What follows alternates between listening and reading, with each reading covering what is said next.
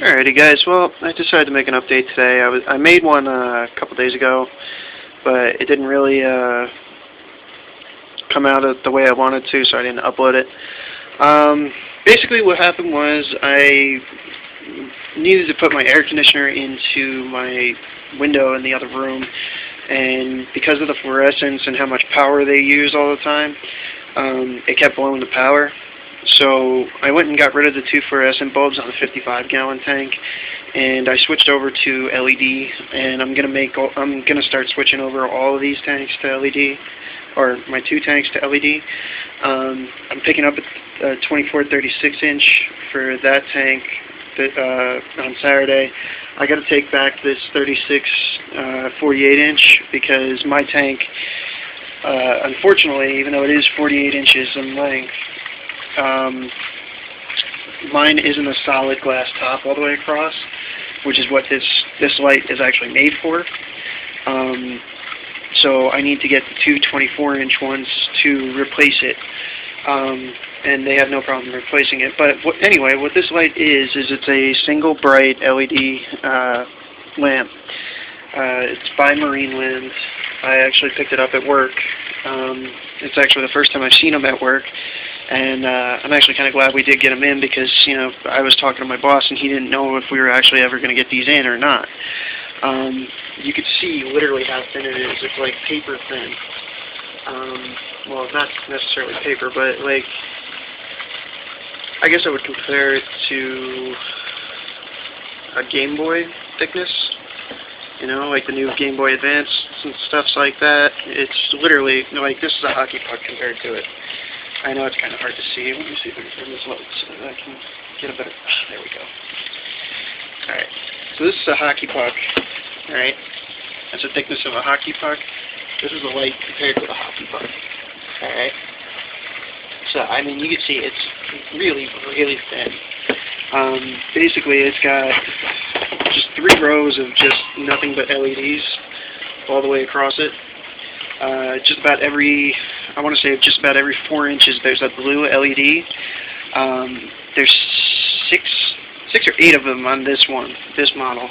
On the two 24-inch ones that I got to get for this tank on Saturday, it'll have, I think it's 4 LEDs that are blue, and the rest of them are all white.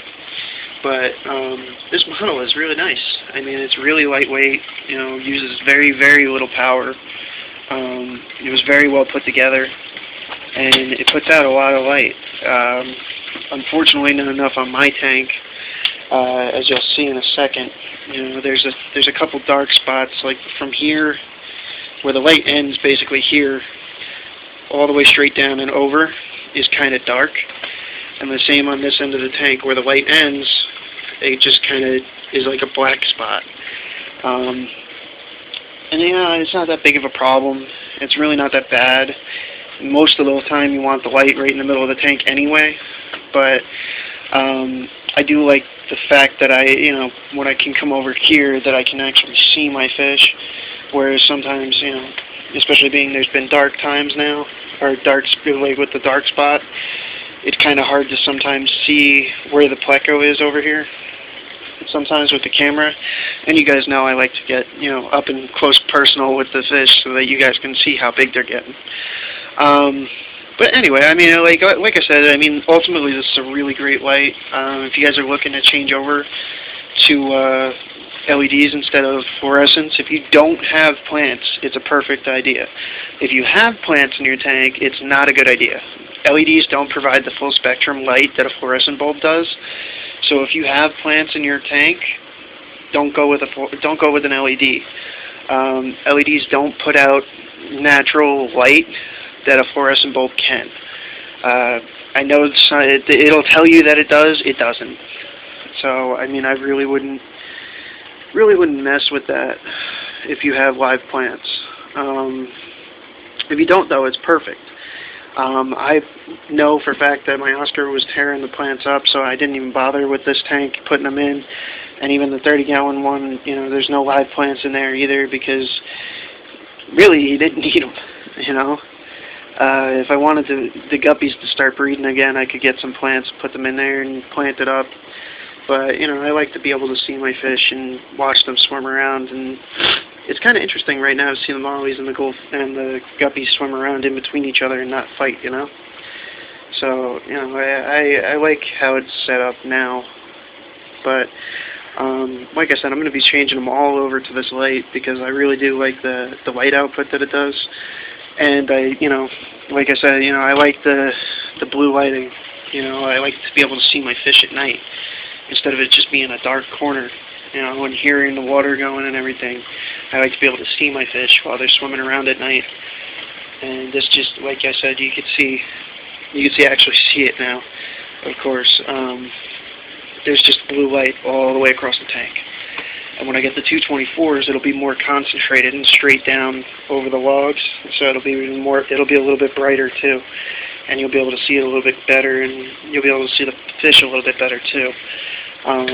But like I said, unfortunately, I bought the wrong size, and I mean it does hold it up, also about like an inch, all right, like a good inch off the lid, so you don't get this calcium buildup. Unfortunately for me, I have very, very hard water.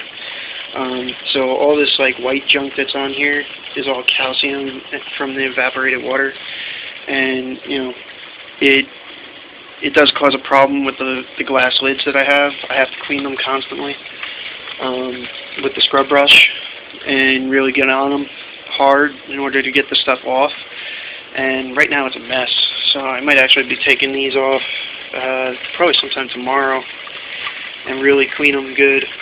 I also got to buy the filter media this week and change out all the filter media on all the filters because they are starting to look a little grody. Growing some good bacteria in there and stuff like that. I mean, you can clearly see it on the bag here. By the way, if you have AquaClears, never change the bio bag. It says to do it every 3 months. Don't do that. Just rinse it under some tap water. It kills all the beneficial bacteria that's already on it, and then you could just basically start over fresh. Alright? Save yourself some money. Don't go buy a new bag. You don't need it. Just, like I said, take it into the bathroom, run it under some tap water, clean it off real good. Make sure that it's clean, you know, it doesn't look all like brown and doesn't have these brown things hanging on it. And, you know, once you get rid of all those, bam, you got a brand new bio bag, basically.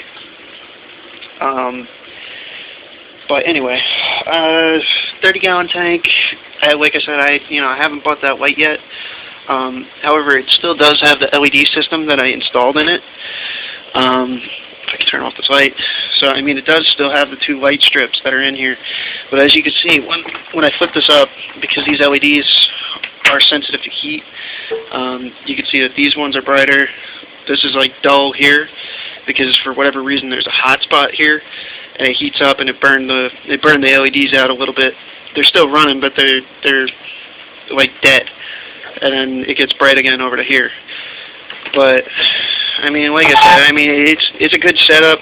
Just I think the fluorescents use too much power, and it's really not beneficial. You know, especially being I don't have live plants. It really doesn't make that much of a difference to me. You know. I think I have a pregnant molly finally. I think one of my males knocked her up. She's right here. So I'm going to be watching that and seeing how that goes, because she's really starting to get a belly to her. I actually have 2 of them that are pregnant. I have one here and another one here. So I'm going to be watching for those to be popping out soon, and hopefully I can snag them up before they all get eaten and put them in a breeder trap and have more of them. Because I really do like the mollies. I think they're fun fish. However, I will be moving in a couple months, or in a month or so, so I might not be making my updates regularly, and I also am going to have to transport these fish somehow, so I'm going to have to figure out how to do that. I'm thinking about maybe just getting those styrofoam coolers and putting them in there with a bubbler, and getting one of those power inverters to just plug into my car or something like that, and hopefully they'll survive the trip. But, you know, get like a good 5 or 10 gallon cooler or something that I could just put them in, that they won't, you know, end up dying in there, you know, and hopefully it'll work out. I gotta ask my boss how they transport the fish, So I'll see if he has any ideas on how to do that, because I mean, catching him out of that tank is going to be really big, really difficult. And this Jack Dempsey has gotten very big too. Like, you really can't see him because the Oscar's swimming right in front of him right now. But the male Jack Dempsey has gotten huge. Like, he really doesn't even fit through, like, he fits through the logs, but he's really getting big. And I'm actually starting to worry that the Oscar and him are going to start going at it over territory. But I mean, I haven't seen any real aggression between them. They're pretty docile. Like, the Jack Dempseys are pretty docile, and they just hide. Again, probably because the Oscar's bigger than him, but you know, he has the potential to get as big as the Oscar in this tank. So you know, it is very likely that he could outgrow the Oscar. Just because I think I got the runt of the litter, because he was super cheap when I bought him. And, you know, he hasn't really grown anymore since he got to this size, so I think he's reached his maximum size, and these guys just haven't grown at all. I mean, the goldfish is really long. He got a little bit bigger belly, and he got a little bit longer, too. But, you know, I haven't seen him get any longer or any bigger since, so. But this video's gone on about 11 minutes, and I'm going to stop bullshitting because, I mean, not a lot has changed otherwise. Everybody's still alive. Like I said, I only lost 3 of these mollies. Basically, the skirmishes between the males, because the males are so, like, nippy right now because there's not that many females in the tank, and they're trying to knock them up.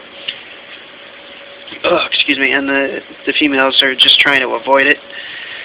But I mean, all the really dark black ones are all males I've seen, and the other ones are all females. So, and like I said, I'm looking forward to seeing them birth a couple of them starting, you know, soon, it looks like. And it looks like all the guppies are mostly male, so I don't really see any potential of them popping out any more guppies anytime soon either. But like I said, hopefully everything works out, and I'm going to end this video and upload it for you guys.